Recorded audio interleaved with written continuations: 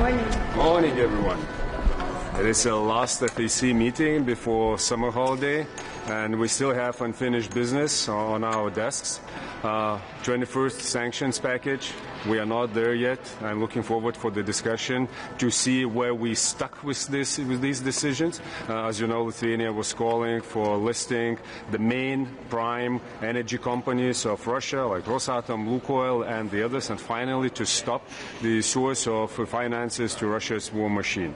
We still do not have decision on maritime service ban. We're still struggling with the provision of the LNG transfer service. So I'm looking forward and to see whether we are serious enough, because it cannot be that our commerce interest is the level of ambition what concerns sanctions.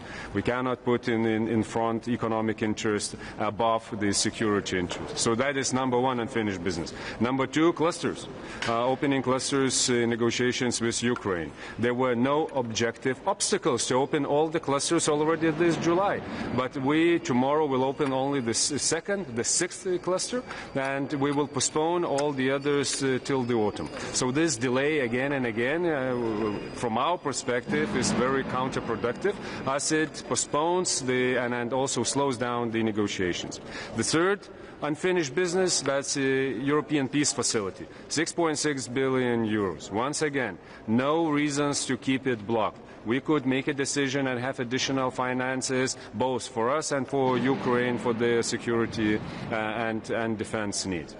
A bit on a better note and on a more good news, last week in Ankara we made a decision as the allies within the NATO that for this year we will spend or provide 70 billion euros for security and defense needs of Ukraine, and we pledge to do the same in 27.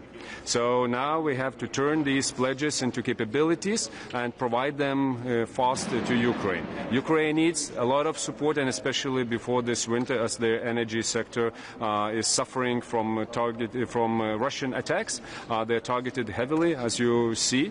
So it is the duty of all the member states also to provide the energy support, as Lithuania does, with generation power, generators, with transformers and other needed equipment.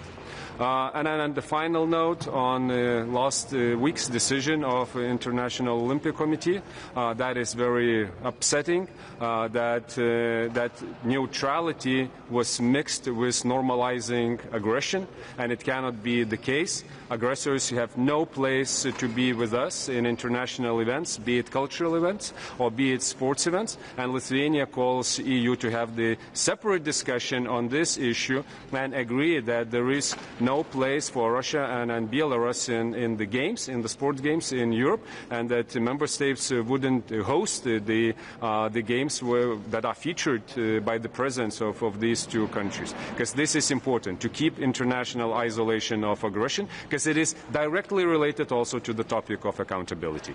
The 21st sanctions package is blocked, and you said where?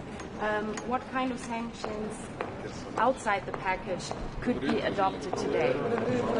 So they will be adopted as the sanctions against some of the entities of Russia that are related to the hybrid activities, to the cyber activities. But when we are talking about the major ones, the ones that we stuck for years now, that is of course energy related. The ones that are related to the operations of Shadow Fleet, maritime service ban, also related to the exports from Russia of LNG. From the 1st of January, we will cease to import in the European Union, but still some European companies are providing the service for Russian exporters to sell it to the third countries. So we also should stop this. And it's the significant amount of money that is coming to Russia. So we should concentrate on them. Otherwise, we will just have the weak package and then start immediately working on 22nd. And we see that with each new package, the more economic interests of member states are taking the lead than in the discussion. And it's a very dangerous trend. Minister, do you expect expect from Russia any kind of escalation during this European summer break? Because this is what they actually do, and this is what some intelligence services are reporting about. Well, we are aware of all no-notice, short notice scenarios from Russia and how they can escalate horizontally. Of course, we are following the situation. From our side, we have to maintain readiness, and we have to be very open-minded with the potential scenarios and deter in a proper way. So the last week's decisions in Ankara, I think that was the very good direction when we showed that we are not only spending money, but also building the capabilities on the very front line, and we are ready to react from the very first minute, from the very first inch. On Israel, yes, we will have the discussion where we are right now. We really regret the situation, how it is in West Bank, and also with the lack of developments, what concerns ceasefire, implementation of ceasefire, and of the whole plan for the Gaza Strip. But we also have to keep unanimity among the nations when we're dealing with sensitive things and with the partnerships. Yeah, thank you.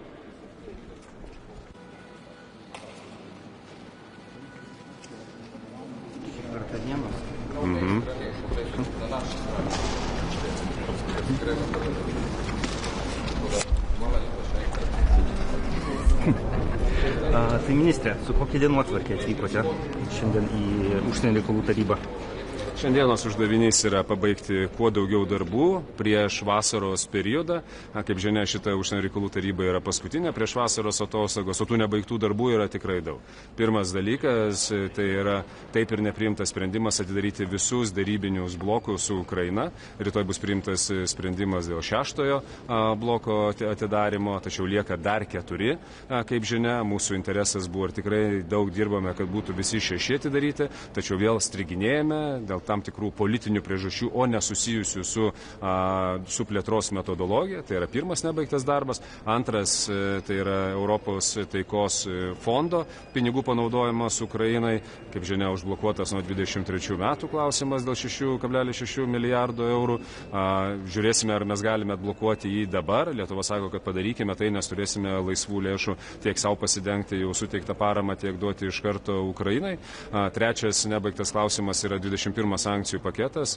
Kalbėjom, kad jisai bus labai ambicingas. Lietuva tikrai santykinai turbūt daugiausia teikia siūlymų tiek dėl individualių asmenų, tiek dėl įmonių, tiek dėl sektorių sankcionavimo. Norim, kad pagrindinės energetikos kompanijos sankcionuotos būtų, taip pat pritaikytos, tai yra nuimtos kvotos ir iš viso uždraustas importas iš Rusijos trąšų, kitų prekių.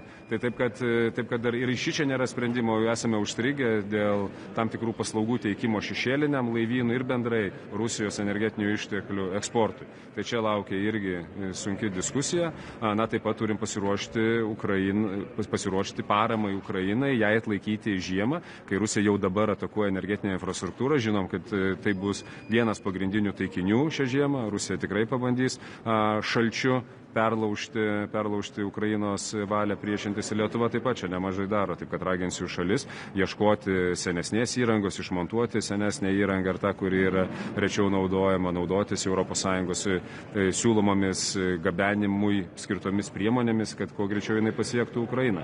Lietuva pagal šitos rodiklius yra pirmaujanti. Pagal generavimo galią mes esame numeris 1, pagal transformatorius numeris 3 pasaulyje, tiek kiek mes esame suteikę Ukrainai ir neketiname sustoti. Tai čia skaičiai nepasigirti, bet skaičiai yra paraginti kitas šalis daryti tiek pat ir dar daugiau. Ir taip pat kalbėsim šiandien apie praeitos savaitės Tarptautinio olimpinio komiteto visiškai nuvilinti sprendimą sugrąžinti Baltarusijos sportininkus. Pagrindinė žinia yra tai, kad negalima laikyti neutralizavimu to, kad kai įsileidi agresorių, tai nėra neutrali pozicija, tai yra tiesiog agresoriui suteikimas tam tikro tarptautinio veikimo, tai yra tarptautinės izoliacijos mažinimas ir norėsim diskusijos apie tai kaip atskiro klausimo ir sieksime, kad ES priimtų sprendimą, kad ne viena ES šalis narė neorganizuotų sporto renginių, kuriuose dalyvautų Rusijos ar Baltarusijos sportininkai. Nes matome, kaip visas tas režimas silpnėja. Tiek dėl kultūros renginių, Venecijos bienalę ką tik matėm, dabar sporto renginiai, tai viskas tvarkoje, niekas Europoje nevyksta, galime grįžti prie buvusių praktikų. Lietuva sako, negalime. Ir turime laikytis griežtai. Kalbant apie sankcijų 21 paketą, atrodė pokyčio Vengrijos valdžioje, viskas, jokių trūkumų nebus, viskas eis sklandžiai, ambicingai ir taip toliau. Kodėl stringam ir kada tikėtis jo, kada jis jau galutinai turėtų būti patvirtintas? Na, tikimės, kad jisai šį mėnesį bus patvirtintas, nes kito atveju ES siunčia žinutę, kad mes negalim susitarti dėl kietesnių priemonių. Šiaip ta tendencija, kuri išryškėjo turbūt dar su 20 paketu ir 21 pakete, kad šalis vis daugiau kelia savo ekonominių interesų į viršų ir tokiu būdu nustuminėja tokius stipresnius sprendimus arba kaip tik yra linkusios peržiūrėti sprendimus, kurie buvo prieš tai. Tai yra labai bloga tendencija ir dabar tos prieštaraujančios labiau šalis yra susijusios su laivyba tarptautinė, sakykime taip, nes kalbam apie paslaugų teikimą laivynui, tai reiškia laivų aptarnavimą, kalbame apie energetinių išteklių gabenimą trečiosiom šalims, nes naftos produktam turime nusimatę viršutinę kainos ribą, kada galima gabenti, tačiau suskystintom dujom tas negalioja.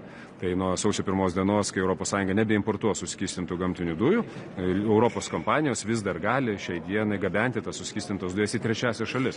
Tai mes norim, kad veikla būtų uždrausta. Kaip žinia, nėra pasaulyje tiek daug suskystintas dujas galinčių gabenti laivų ir jų nemažai yra Europoje. Tai taip, kad šitie blokai turbūt klausimų yra labiausiai trukdantis. Aš jau nekalbu apie tai visokiausius mažus tokius merkantilinius interesus, kurios bando kai kas prakišti. Ar įmanomas kažkoks ilgalaikis sprendimas, kad išvengtume tokių situacijų, kurių susidurėm į metus 2 kartus, kiekvieną kartą, kai turime naują sankcijų paketą? Tai buvo lyderių diskusija apie tai, kad 12 mėnesių pratęsinėti sankcijas sektorinės, o ne 6 mėnesiam. Ir dėl to tas sutarimas jisai yra čia pat. O dėl, sakykime, naujų sankcionuojamų įmonių, taip, stringa. Lygiai taip pat kaip ir dėl išėjimo iš Rusijos rinkos. Vis dar yra šimtai Europos kompanijų, kurios ten yra ir bando ne tik tai savo gerus gauti viršpelnius, dirba su gerom maržom, kurios susijusios su rizika, bet dar ir kompensacijų papildomai siekia išsimušti. Tai yra visiškai nepriimtina. Lietuvos įmonės taip pat turėjo pasitraukti iš tų rinkų ir patyrė nuostolius, tai mes dabar negalim apdovanoti tų, kurie tiesiog sėdėjo kamputį tyliai ir tiek. Kitas klausimas būtų apie šiuo metu šiandien bus Europos komisija pristatys tyrimą dėl socialinės medijos poveikio vaikams. Ar Lietuva yra tų griežtųjų šalių pusėje, kurios pasisakytų uždrausti socialinę mediją iki 13 metų vaikams, ar mes liberalios? Okay. Ačiū. Grįšim prie šito. Please, quick question.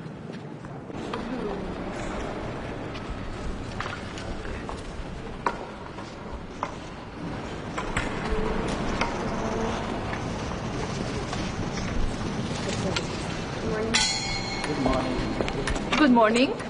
A full day ahead. I'm going to start with what's most important for Romania. We have a point on the agenda at Romania's and other countries' request on the Black Sea. This is very important because